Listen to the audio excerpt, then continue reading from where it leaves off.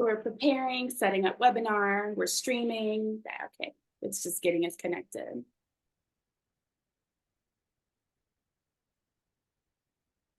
Okay, we're gonna try this one more time.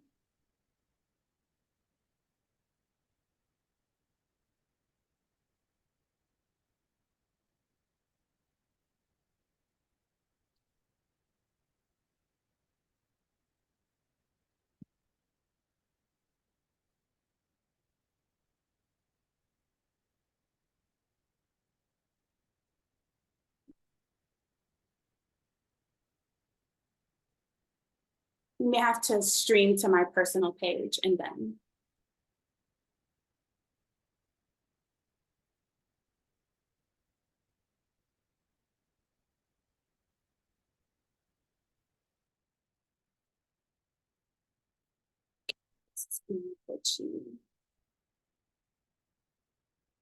As I said, like, what's wrong?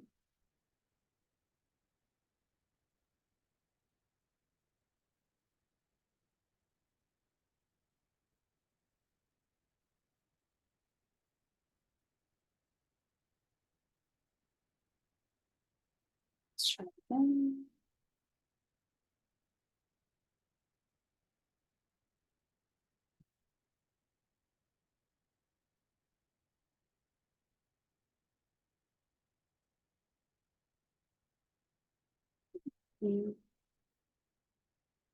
One second. I'm gonna pause.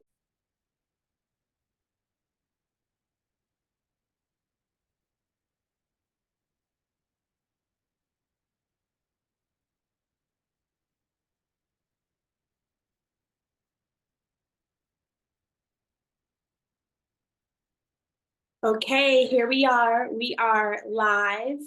We are ready to go. Sorry for the late arrival. We had some glitches going on, but I'm going to go ahead and jump into the introduction. Welcome back, Crystal. It's a pleasure to always have you. Hi, glad to be back. Your earrings are lovely. Thank you. I appreciate it. So good evening, Augustonians. Welcome back to Lit Friday. If you are new to Lit Friday, I'm your host and curator, Jessica Lene. I'm also a poet and art journalist. To learn more about my work with the August Wilson African American Cultural Center, visit my website at lanay, LANAY.me, and the organization's website, awaaCC.org. Lit Friday is a virtual program held on the final Friday of every month, except for November and December, because we want to respect all the holidays and breaks from the grind. In November and December, we have Lit Friday on the second Friday of those months. So visit the website and stay tuned for all of our upcoming guests and dates for 2024.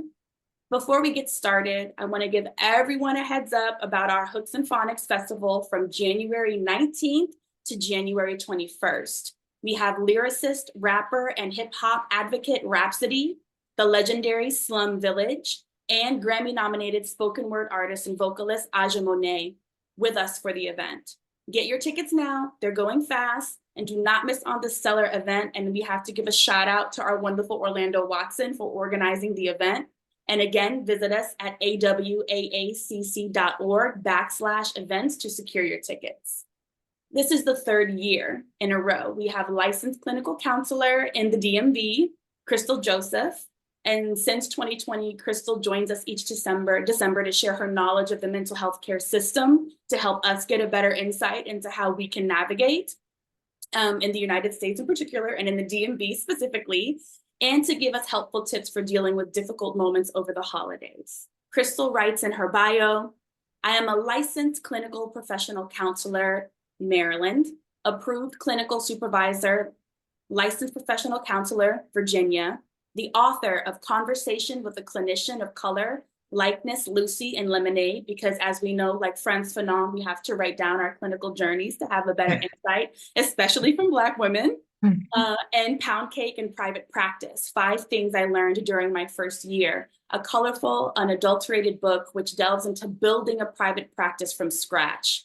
I received a Bachelor of Arts in Psychology and Black Studies from the College of William and Mary and a Master of Arts in Counseling Psychology from the Chicago School of Professional Psychology, Washington, DC campus. Crystal goes on to say, I own PsycYourMind, a thriving private practice in the DC Metropolitan area, where I hold space with persons affected by mental health challenges on the oncology continuum and have had culturally traumatic experiences. PsycYourMind is in its third year of training, up and coming therapist through its robust internship and residency program, for which we thank you. When not in Yes. session, you can find Crystal cooking with cast iron or curating her shoe collection. I reside in the DC metropolitan area with my supportive husband, and you can visit Crystal at her website, PsycYourMind.com. That's PsycYourMind.com for more information about Crystal and her practice. Crystal's also on social media. I follow her. And the Instagram is _psych, PSYC, your mind. And on Twitter, it's at PSYC, your mind, or Psych Your Mind. In Facebook, it's the same spelling, Psych Your Mind. And Crystal actually just finished a follow-up publication to Pound Cake and Private Practice, 5 Things I Learned During My First Year. And she's going to read from it for us for 5 to 7 minutes. And then we're going to continue with some questions so we can figure out what the mental health landscape looks like and what can we do to be more proactive for ourselves during the holidays. Thank you, Crystal. You're very welcome. So I am so happy to be here. So I'm going to read from, I believe this is chapter 1 of Pound Cake and Private Practice, 5 Things I Learned During the Pandemic. So this was published as a follow-up of real-time business changes that I face as a small business owner, a Black licensed mental health therapist, and a supervisor and a mentor to others. So without further ado, internship sites are contractually bound to provide experiential training to graduate students. This includes a total of 600 plus hours, with at least 240 being direct hours. Direct hours account for each and all face-to-face sessions or in-person collaborations with the client or client's family of origin or partner. Supervision is also expected to happen weekly. Oh, and if you can drum up group supervision, which gets tallied too. I have an ethical, legal, and contractual duty to keep, not just to clients, but to those on the team as an educational community partner. Practicum directors asked, when are the students going to be back in the office? I did not know. Moreover, could I truly ask those learning to risk their health and safety for a few hundred hours? I remember contacting my professional liability insurance provider, as well as the attorney with whom I contract. I completed the Johns Hopkins Operational Toolkit for Business Considering Reopening. Previous Department on Disability Services, Department of Health training regarding occupational safety and health standards, or OSHA, as a qualified intellectual disability professional wasn't lost on me either. The former helped inform my decisions in real time as news unfolded, while the latter was the barometer used to identify what components of the practice would rupture under too much pressure. My inexorable gray hair is a cocktail of genetics and these pressure points. I was feeling it, truth be told. The Psych Your Mind prospectus did not include commentary about an unprecedented world public health emergency. Decisions, and fast. Like the initial email sent to the team, I believed, like the rest of the world, 2 weeks and we'd be out and then right back at it. The declared middle to last week of March turned into a 12-week office closure. Several clients refused to hold virtual sessions, and not for obvious reasons. Please understand the therapeutic forum includes spatial and physical design, the seating options, color scheme, waiting room vibes. It's not just 2 people sitting across from one another. The design choices I leaned into, eschewed by spiritual gifts and experiential refinement, encourage what psychotherapy is. I became deeply concerned about continuity of care based on therapeutic goals or the clinical proclivity for cycling. A client's and environmental pattern of increased behavioral activity, which may or may not be viable to their current lifestyle needs or wishes. My professional concern, though, has no power over a client saying no. Home is not safe for everyone. Home is not private for all. The pandemic revealed my client's deepest and profound fears. Loneliness, even when surrounded by others. Held captive in 700 square feet with a perpetrator of emotional deterioration. Not being partnered. Not followed by a pet. Foregoing a hug for over 12 months. So looking back at me via screen was not even an option for some people. We all thought this would be over soon. Access concerns were revealed. Fighting over internet bandwidth became commonplace. Sessions and meetings pixelated after 32 minutes of a 60-minute meeting, or in my case, constantly being kicked off of a platform server as the little guy, even though I had 5 years of buy-in. Households with working adults and school-aged children now traverse digital sharing while piled into one structure. Even if not atop of each other, the once loved open air home designs became easily despised due to the lack of sound blocking and when multiple meetings commenced. Third grade math, financial reports, a dog barking, and the dryer buzzing reverberated through the air. I enjoyed meeting pets via their tails, feathers, and wet noses I had only previously heard about. The temperature was increasing without my input. Private practice ownership went from an easy bake oven to a commercial convection oven.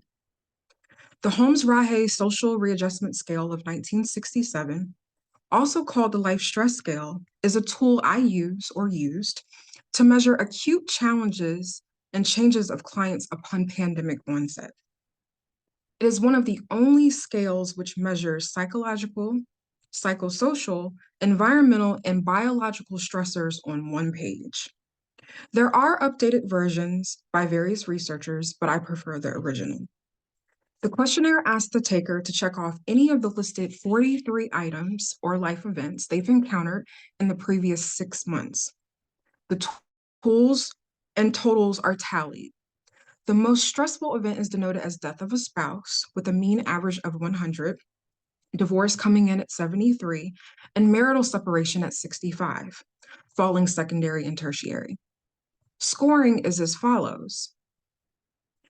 150 points or less is a relatively low amount of life changes and a low susceptibility to stress-induced health problems.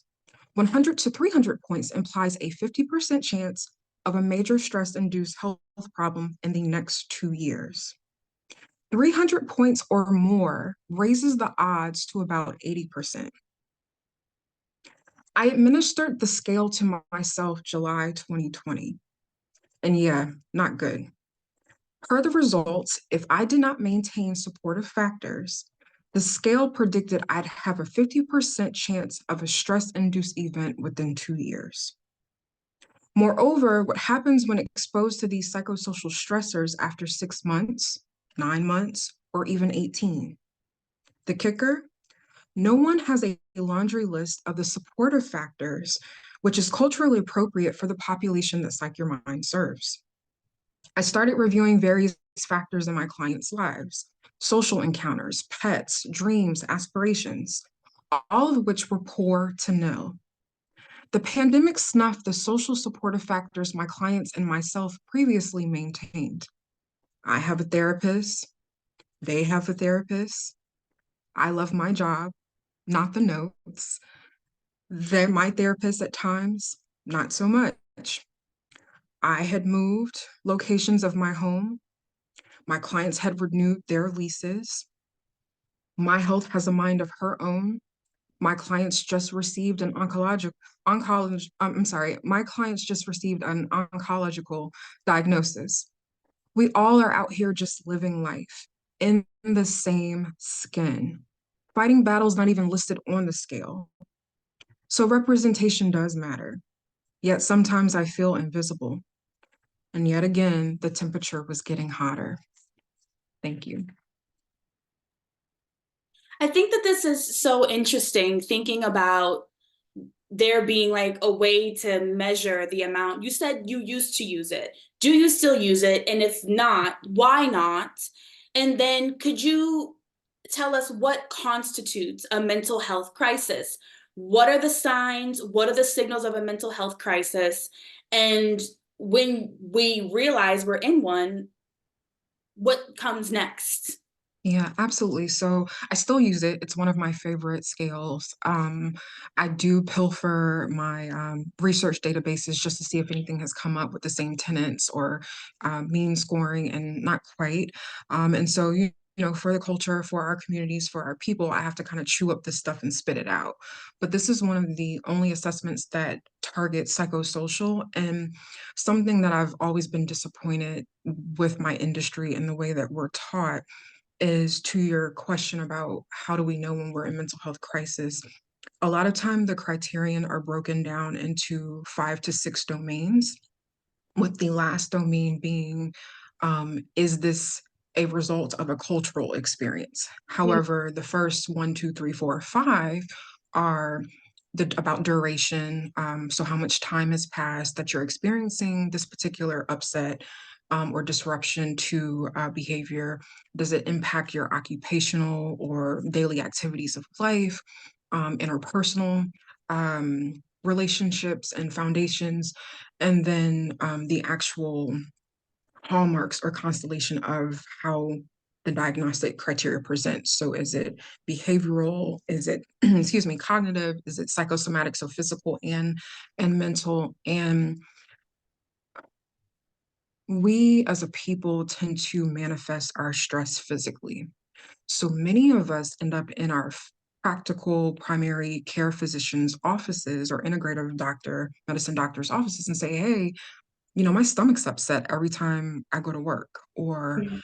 when I get into a meeting, and this is beyond like nervous presentation jitters. Or you know, I'm not sleeping at night and it seems to be happening within these conditions. And so what bothers me is we're quick to be taught to lay down a diagnosis, right? But no one's talking about the environment at which is causing the diagnosis. And so if home is not safe, if you are a survivor of some sort of abuse or neglect situation, if you don't have safety, if you don't have all of your needs met, if you can't find whole food, if the food that you're eating is exacerbating your type 1 diabetes, Yeah. how can you be well in your head? You know, and so, and well in your body and well in your spirit. And so, um, I love that scale because it reintroduces the environment into a clinician's face and saying, hey, you got to check this. And it's frustrating because no, we can't follow our clients around like Tinkerbell. Sometimes I wish I could. So I have you for that hour or maybe two if I see you twice a week. But that's when we hone in and we say, okay, what can we do to help try to mitigate and manage what's in this environment where I can't partake with you in that area, but I can give you some tools, I can give you some resources. And then when you come back to me, we chop it up and figure out what worked and what didn't. And so I'm also thinking about how the cultural question is like the last question. Like, are all of your stressors that you're experiencing induced culturally? And then you make this kind of brilliant jump into, Black individuals ending up in their primary care physician's office or at an urgent care space if there's no access to health insurance at the moment, and Mhm, are inevitably almost all of the time faced with racialized misconceptions of what's happening to their body. So you go in and you say your stomach hurts, and whoever your doctor is undermines your pain because mhm, at UVA, for instance, in the medical school, up until recently, they were still teaching that Black people experience less pain or were mhm. more prone to addiction. And so it Yeah. seems like so harrowing to get from, a doctor, Mhm, finding a doctor, having resources to get to a doctor with health insurance being the way that it is, that's not going to racialize you and dismiss you, but then get a referral that your insurance, even if you have it, will accept to see a mental health clinician in and of itself. mhm. Could Mhm. you say more about the ways that racism structurally, like the kinds of mental health issues you've seen arise from structural racism that your clients face? Because I think that it's important to make this connection that the larger world that we live in is Mm. interconnected and it does have a great impact on our life expectancy. Yes, absolutely. I can't quote the stats explicitly, but I did read an article recently where that is true. And I remember reading it and saying, well, water is wet, right? Because I Mhm. live in this skin. I've experienced it both on the personal side and the professional side. But to answer your question, I recently, as of like 2 days ago, had a team member call me to crosswalk something regarding an exterior or outside diagnosis received from um, the medical side, the primary care side, and it was completely incorrect. Wow. And it's mind blowing to me. And so something I want to educate, your audience on and just the greater public at large is when you go to the doctor, it's okay that your stomach hurts and you think you need to see the primary care doctor first because you want to do your rule outs. That's cool. But please know that if it all comes out in the paint that you possibly need to see a mental health therapist, but oh, here's a prescription for you. I don't carry a prescription pad. I legally cannot prescribe. I did not go to medical school. However, some of these physicians have the power of a prescription pad, but they did not complete a psych rotation. Wow. So they're going off of these short form assessments and saying, oh, yeah, you might have irritable bowel syndrome and anxiety. So here's an anti anxiety med. And It's some called an right, anxiolytic. And so it's like, okay, you're thinking, well, that's the golden ticket. But they're not evaluating all of the things. What is upsetting your stomach? What are you eating? What is your family's history of upset stomach? Do you have a history of upset stomach? And so the systems that exist and the way that the system trains medical professionals, a lot of the data, unfortunately, are not norm to Black and Brown people. And Mhm. so you have implicit bias, you have structural and systemic issues of us being underrepresented and systemically oppressed. And it's extremely frustrating because when I get people in my office, yes, I'm one of the only health professionals that spends as much time with people as I do next to like a surgeon, but you have to undo and to tell people it's going to be okay. Um, on top of the trauma they already bring, plus the trauma that they're bringing in as like a Black body in a medical space. Like we can't unzip our skin. And Mhm. if I tell you that I'm in pain, I am in pain. When you think about like the opioid crisis or the UVA teachings of, we grin and bear it and we can just take more pain than the next person. That's not true. Our nervous system is the same, the exact same. Have we been taught and told to suck it up? Yes. Have we been taught and told to endure? Yes. And that's also not good. I think we need to unlearn bypassing emoting and bypassing verbalizing how we truly feel. If you don't feel good, whichever way that looks, physical or mental, please express that. I don't feel good and I need help. I need a mental health day. I need to go to the doctor and take care of yourself. That is very important. And so when you're thinking about kind of conditions that are we would call them situational, right? Mhm, Based on the environment, what would you say you would see the consequences of daily just ingrained racism? mhm, Anxiety? mhm, Is it anxiety? Is it depression? Like what are the kinds of conditions that you see often that manifest on the back of someone narrativizing experiencing oppression? mhm. Definitely, I phrase it as anxiety informed depression. So Mhm. what happens is it's this interesting cycle, and it's not quite full, perfect compass drawing, circular. But it's more so, okay, um, I need to isolate. I don't, I have lack of motivation to do this. I don't want to be bothered. So that's the depressive type symptoms. I'm not committing to my hygiene like I used to. I'm not getting dressed and being fashionable like I used to. I'm withdrawing from family and friends that I previously loved to be around.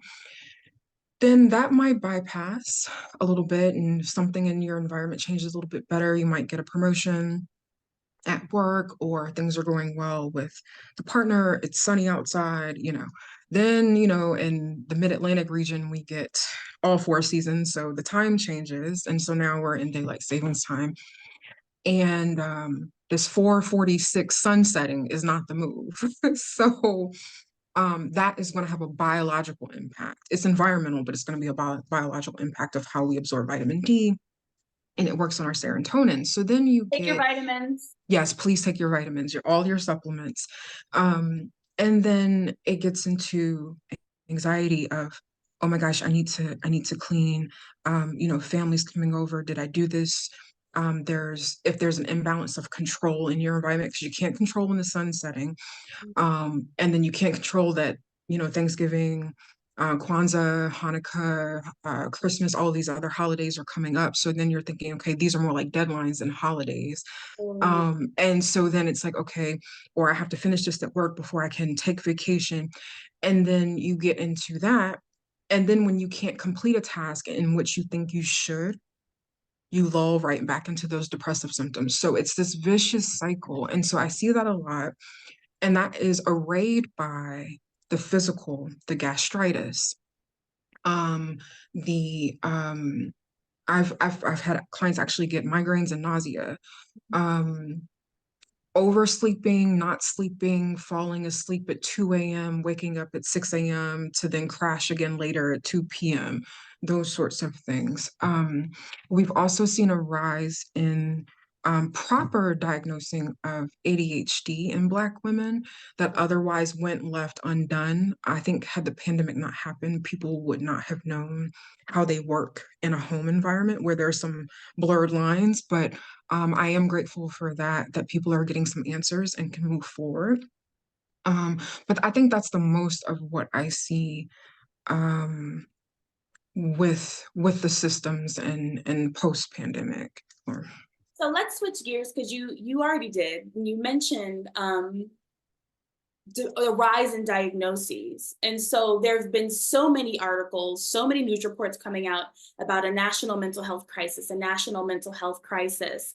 And it's even if you're active on social media, you'll see millennials to younger generations saying, I'm not going home for Christmas. I'm not going home for Thanksgiving. I would rather spend Thanksgiving with my friends than my family. And there's still this broad narrative about opting out or cutting ties with family members who, in situations, may induce an anxiety based on their Mhm. inability to accept someone's gender identity, someone's job choice, accept Yeah. someone's political views. And so, from what I've read, it's like one source says that 1 million people in NYC will spend Christmas alone this year. 1 in 3 Gen Zers opted to spend Thanksgiving with friends rather than family. Is there something happening emotionally in the zeitgeist for younger generations that's just making opting out the best for mental health? Yes, and I applaud them. I laud them for that. Um, the family members probably would not be pleased with me saying this, and it's fine. Um, but people, you have to take a look at yourself. What or how are you behaving, or what is in the home environment that is preventing your loved one from feeling safe when they need to come home? Hmm. The greatest gift that you can give someone is love. So you may not agree with their lifestyle, their gender identity, them doing a fashion degree instead of the business degree you wanted them to do, whatever that looks like. But the greatest gift you can give them is love. And nowhere in that is anything about disrespect or, like, and I think we have to give grace and lend that to our younger generations who are learning to unlearn and flip some things on its head and say, I'm not accepting that. I don't want to live this way. I don't want to be unhappy. Life is too short. I want to get the most out of that. And so kudos to them for choosing to stay home. That doesn't mean they're isolating. But the other side of my heart does get sad because I'm like, well, gosh, you do have family members alive on this side, and you're choosing to forego that connection and that showing up in that way. And so it's like, well, what can change? And people are tired of putting on airs. People are tired of wearing the mask. When you think about France Fanon, it's just you get tired. And so something's got to give. And so I really appreciate that generation taking more of a stand. And I think there's a lot of unlearning going on. And I say keep it up. And the hope is that with them modeling that behavior, the older generations offer grace. They often offer an open heart. They offer an open mind and say, okay, how can I meet you halfway? I still give you love. I present you love. I'm still your aunt. I'm still your whoever. You're welcome here in my home. And you you love on them and you love each other. You show your forth your humanity. You love them. And so you keep that conduit open. So I think that's my thought process. But I did have to recently counsel someone on that very thing. Is there a connection between, for instance, if we think about, I always imagine it like a bubble that's like has different kind of things happening in it. So we're Mhm, thinking about the recession.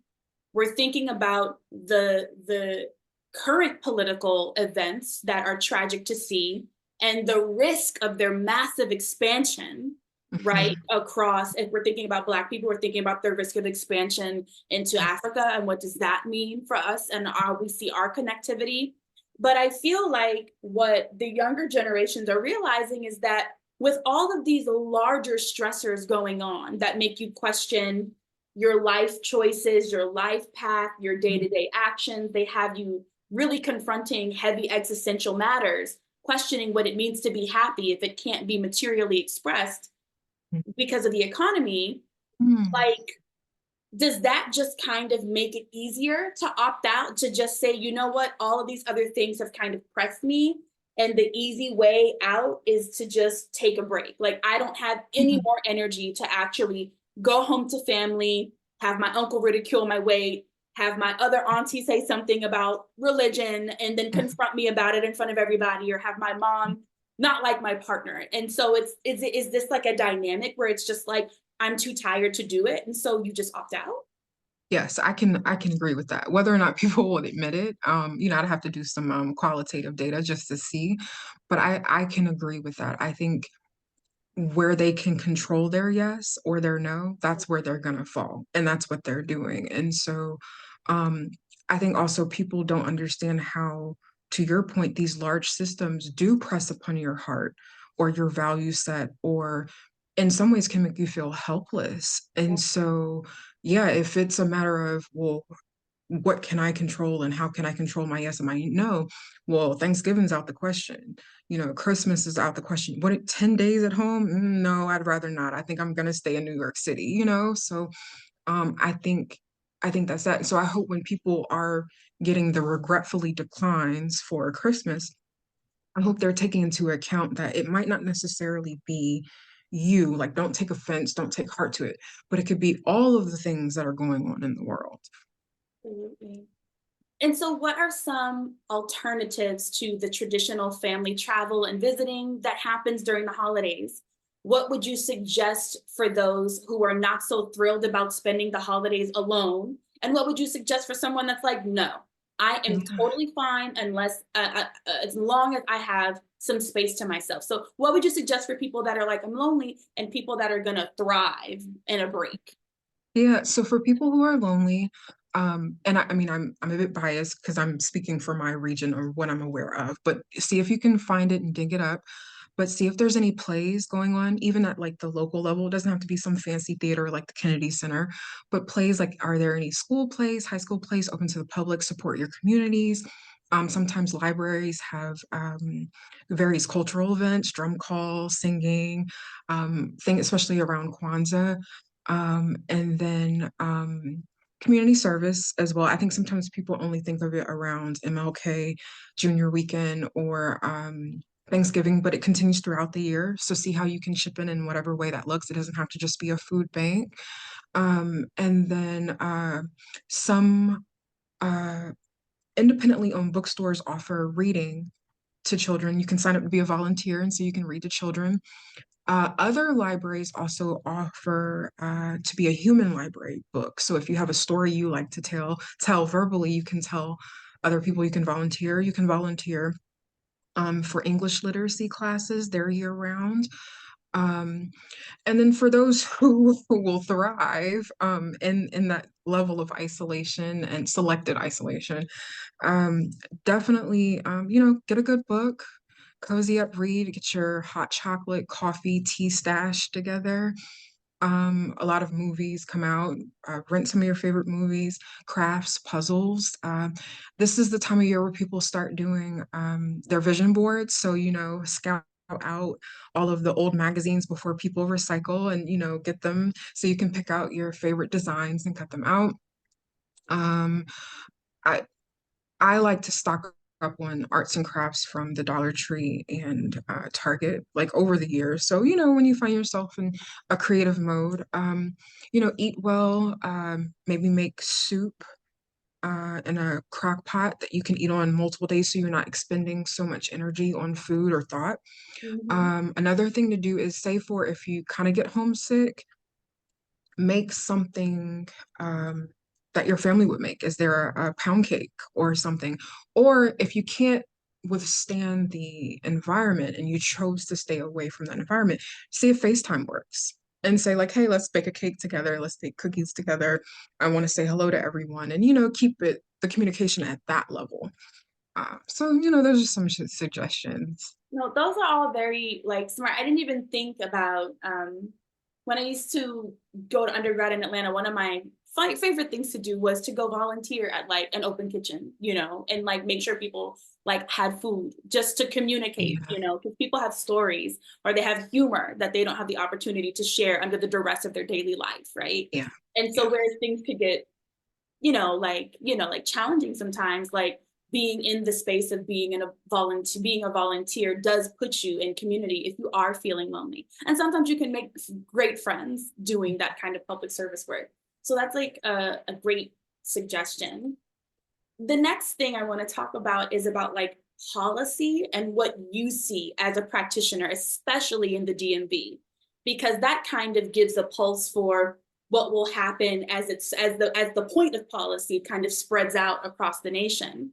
So just a few months ago, the Biden Harris administration announced that it's awarding $131.7 million in grant programs that connect youth and families to behavioral health services, which seems daunting to me as a Black woman, right? Because oftentimes behavioral health services is about controlling and yeah, kind of forcibly assimilating Black children from the independent ways that we raise ourselves and them to think.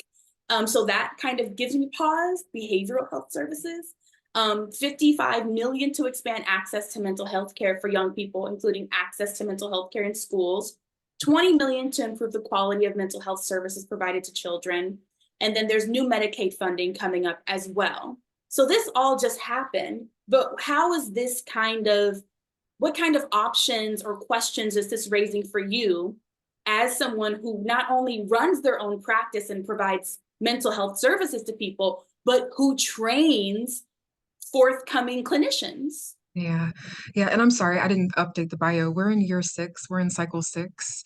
And I actually am just completing the 4th person to matriculate. They'll get their clinical licensure soon. So 4 of the 15 are now licensed at my level. So I'm very proud of that.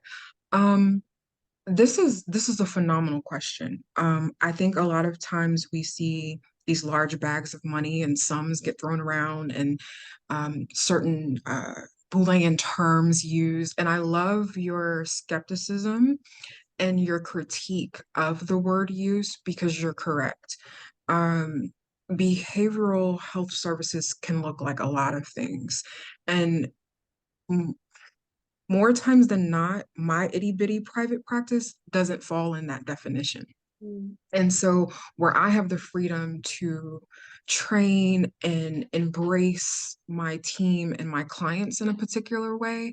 Others do not have that capacity when you have federally funded monies being dispersed into your account. There's going to be a level of accountability that they expect and say, these types of services have to be rendered in this way by this type Wow. of professional and at this much time and what have you. Now, granted, just because I sit where I sit now, I have worked my way up and I have worked in these environments previously. And so I've seen, I had an old supervisor, he used to say, follow the money and look at how a county treats their mental health constituents. And that's how you know how they feel. And I will never forget his words. And so it's frustrating because to give you a real life example, and I won't use names, but we'll get incoming calls from a particular um, managed care organization, healthcare provider, home provider, and the perspectives will say, I want to be seen by you or your team. And I'm like, well, you have this type of insurance. We can't take that because you have to see somebody there. You can't see somebody here. Well, no. I've just had the runaround. I don't want to be bothered. I can't do it. I'm tired. I want to come to you. And so it's so hard because they can't, like, I can't steal them per se because your insurance home is there, Mhm. but I can't even become um credentialed because of how it's set up for that particular case.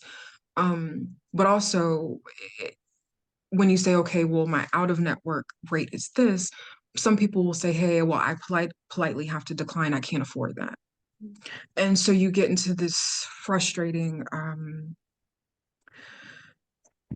I don't even know what to call it, but like this play of capitalism, this play of funding, this play of we need the services.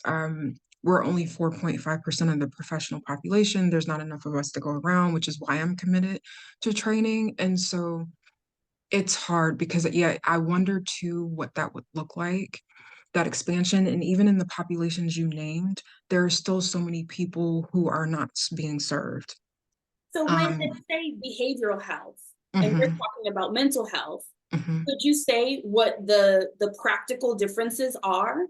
Because when I think about behavioral health, and I'm thinking mhm, about just my experience with the public school system throughout my life, mhm, I'm thinking about more like putting young people in training to reflect behaviors and mhm, responses to mm, authority that mm, are easier to manage and deal with mm, for the institutions themselves. And okay. oftentimes, probably not totally to the full consent of the parents, vis-a-vis the parents' ability to understand the system itself.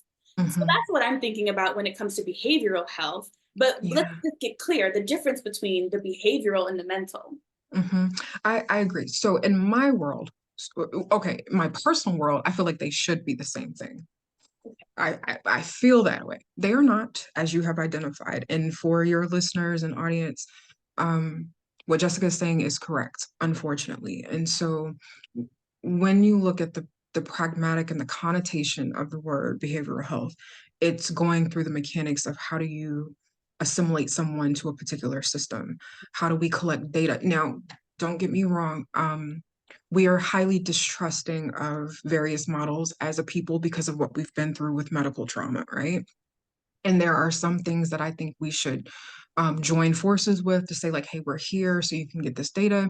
But also, you need people that look like me conducting these these research experiments and things so that you feel better, right? But yeah, it makes me wonder because it's like, okay, you're gonna deposit this funding, you're going to disperse this funding, but then what happens to those people? Are you going to do a longitudinal study to follow them? Is the data going to be properly used when you look at privacy, and not used against us as a people to say, well, these issues are being expressed. Well, why do you think?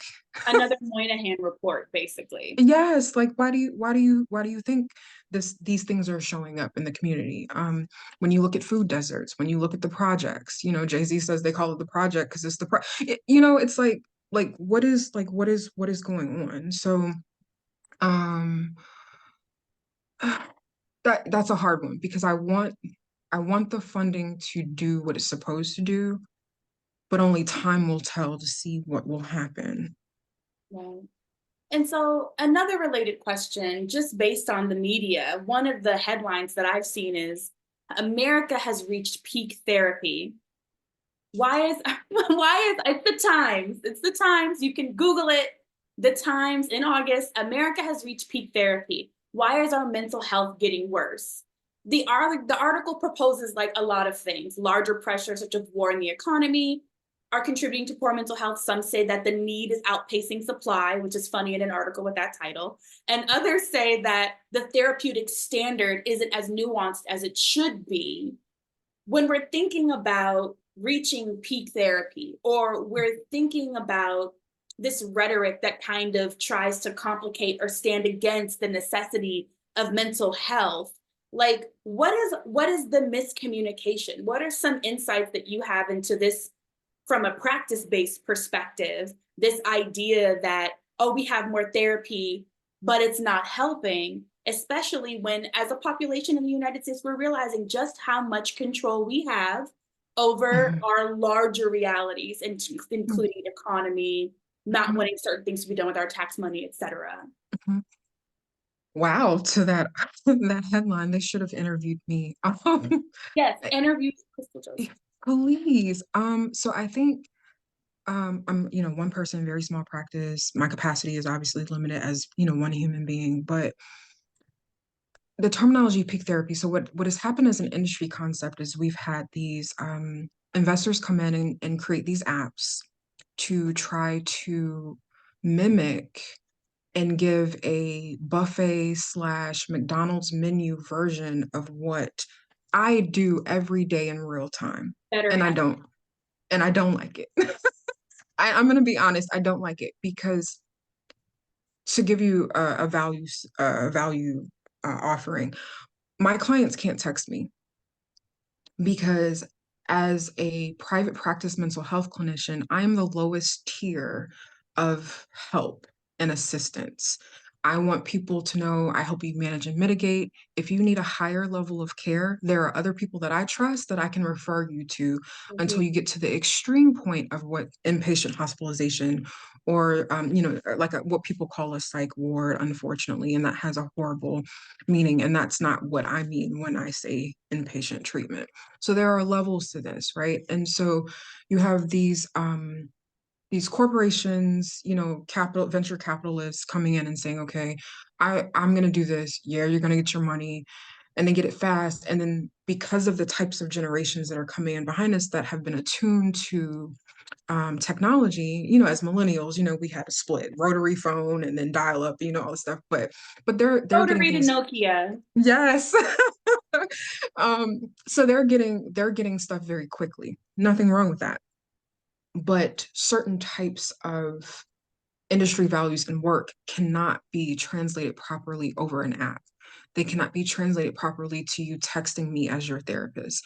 I Mm. need to see you. I need to feel your energy. I need to understand what's going on in your environment. I need to do the assessment. I need to meet the family you're talking about, whatever that looks like. But I need to be able to really get a handle on my space and my bubble as a professional. And so I think that's what they mean when they say peak, because they're pulling data from that data set, probably in combination or less than with traditional therapy spaces. Now, with that being said, I do understand the colonial presentation of individual therapy in a traditional therapeutic space.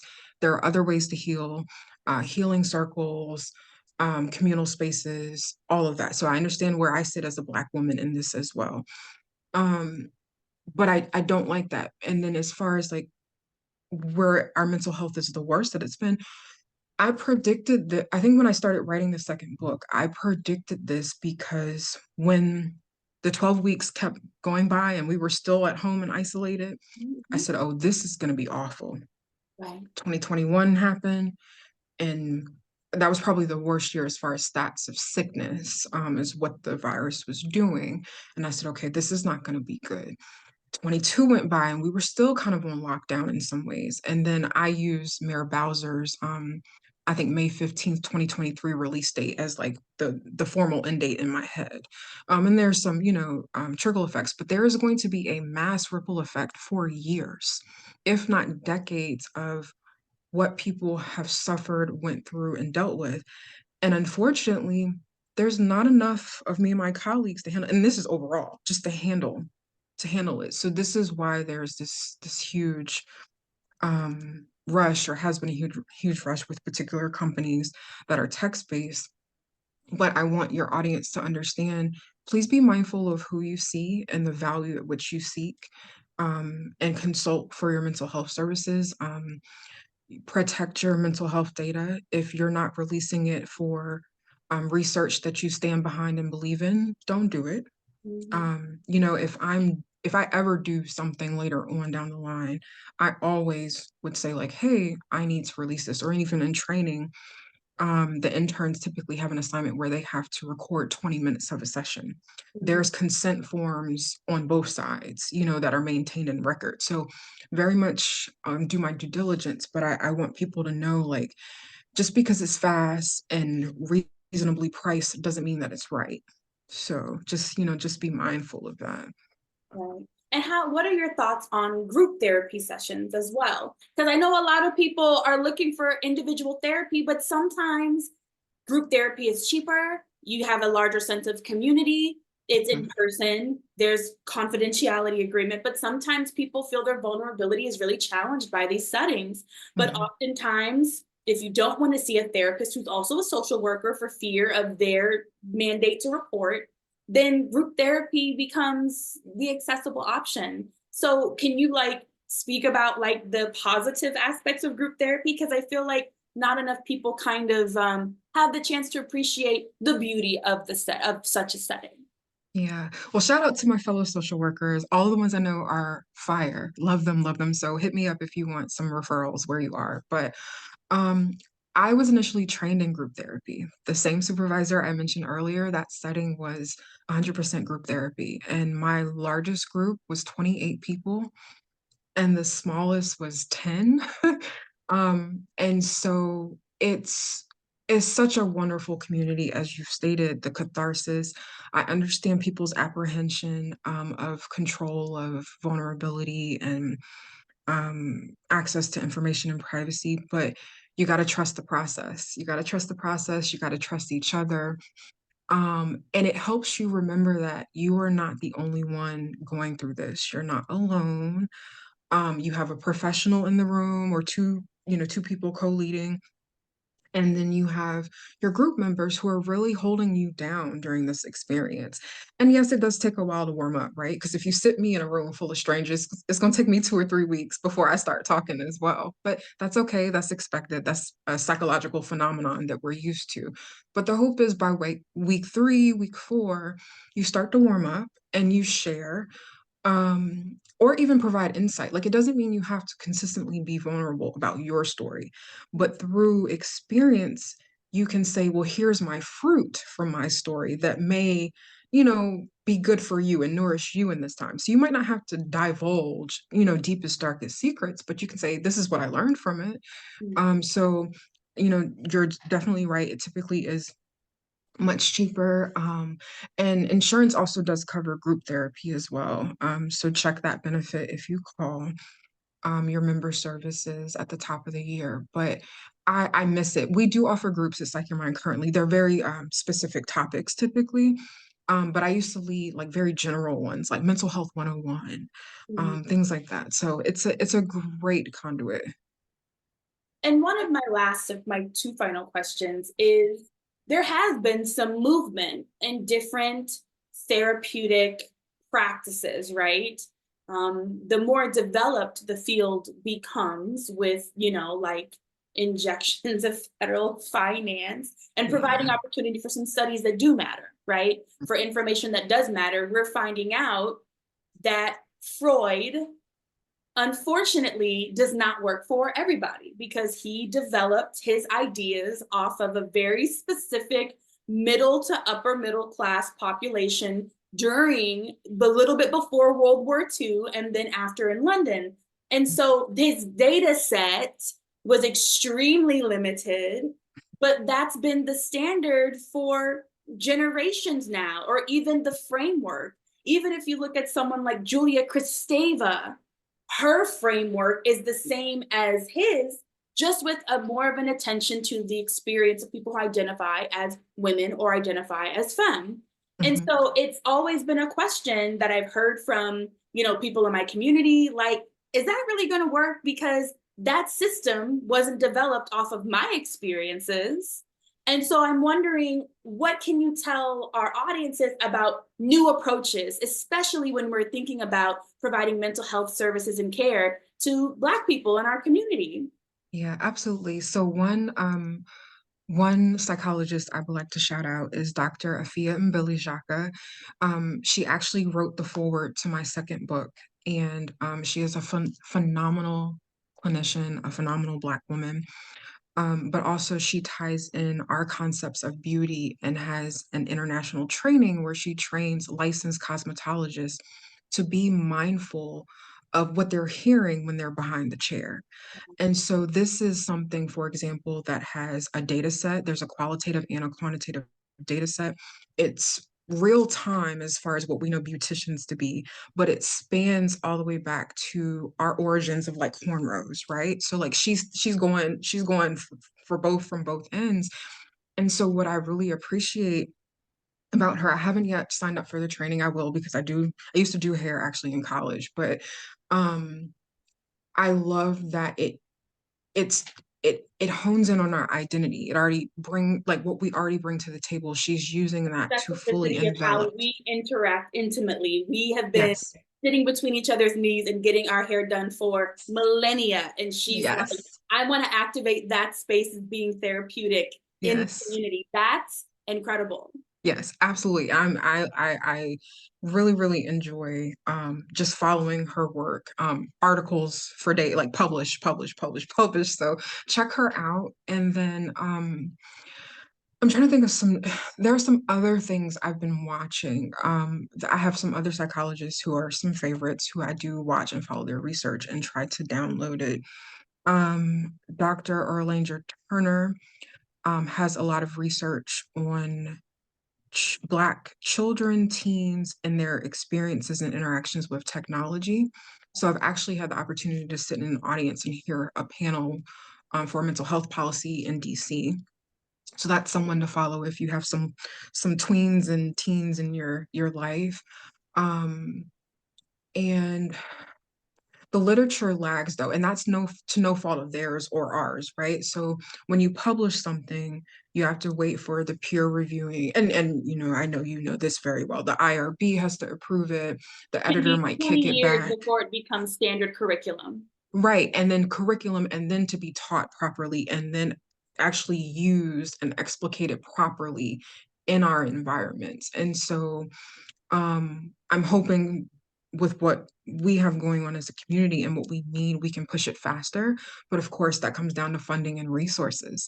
But even like this, I'm going to bring people along with me, even though you and I are in this conversation. I'm going to put forth their names so that other people know and can see. But it's true, we have to take. I don't use Freud, but we have to take Freud, we have to take Maslow, and we also have to look at like, well, what's missing? Where are these gaps? Where's Frantz Fanon? I have an original copy of White Mask, Black Skin in French. Dissertation, or was it Wretched of the Earth? Which one was his dissertation? I think Wretched of the Earth. Wretched of the I Earth. think I could be wrong. I could be wrong. But it's like we need to kind of start taking those things back and reading them and applying them because our people have been talking about these things for years, decades, centuries. But in my program, these people weren't mentioned.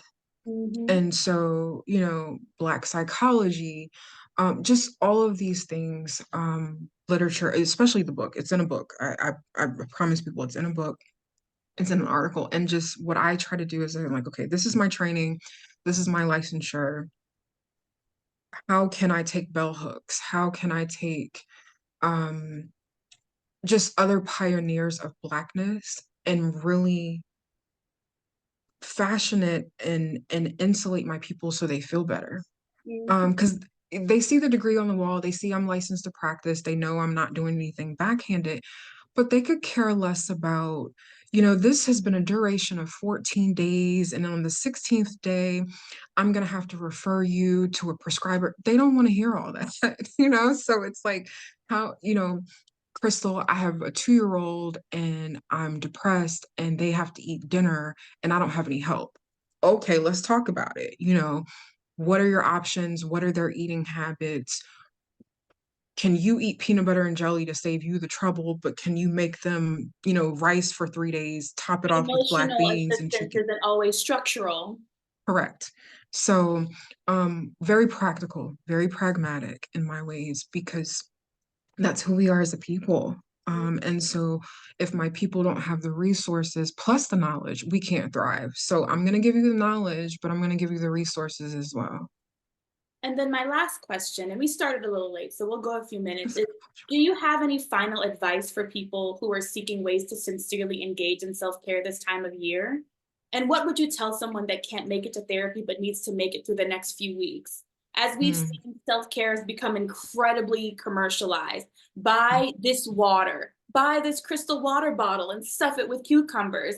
Buy this album, buy this blanket that makes you feel like mhm. there's always something that you have to expel resources in order to get a sense of self-care.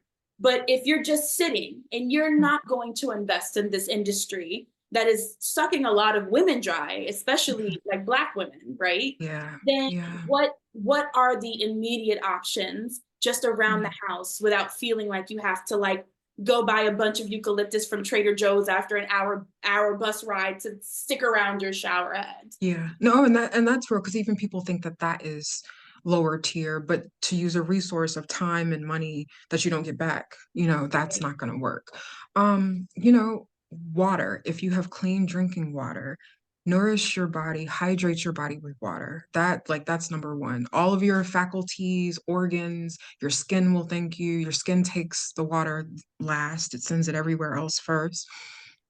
So, drink your water, move your body, soft yoga poses, movements if you can. If you're not able to, simple stretches. If you can surround yourself with music, and it doesn't mean you have to have this extreme or the top tier Spotify or title account, but even if it's an old cassette that you play that's your favorite, or a record, do that. Things that smell, that heighten your senses. So if you have essential oils, or a good soy-based candle, or even you can boil citrus. You can literally cut up an orange and boil it in water until it dries down, and your house is going to smell wonderful. Your Get apartment's going to those smell old wonderful. cinnamon sticks you haven't touched in 6 months and throw them in the water. Yes, that works too. And it reminds you of the holidays, maybe this time of the year. Um, Getting outside. So, we talked about vitamin D earlier. Within reason, I know it's been a bit chilly, but within reason, if you can get outside, put some sunscreen on your face, but get outside and just try to breathe the cool air and, sun a little bit and see what you can absorb, because the days are short. And then enjoy nature. We have deer that come visit us, so I just like to watch them out the window. And so, maybe if you can find some bird seed or berries that you have old in the refrigerator you can't eat anymore, and toss them Old out. bread, yeah. Yeah, so kind of full circle, commune with nature, drawing, coloring, sketching, journaling. It doesn't have to be a beautiful bound journal. It can just be blank computer paper, just whatever you have. Write your thoughts down. And so I hope, that's helpful for self-care. Playing in your closet, if you're someone that likes fashion, just have a whole fashion show at home. Um, Hair, makeup, whatever that looks like, and just, engage, and it doesn't have to be all day. It can be an hour, and just see how you're feeling after that. Thank you so much, Crystal. And I hope our conversation helps our viewers, gives you some ideas into what the current environment is like around mental health in the United States, and also about ways to find resources, ways to be a resource to yourself, and ways to keep yourself in a positive space or if not in a positive space, that you have coping mechanisms to get you through the next few weeks, especially if that's what you need right now. Crystal, we appreciate you so much. You're always a joy to have, and we'll see you next year. Yes, of course. See you next year. All right. Good night, everybody. Thank you. Bye.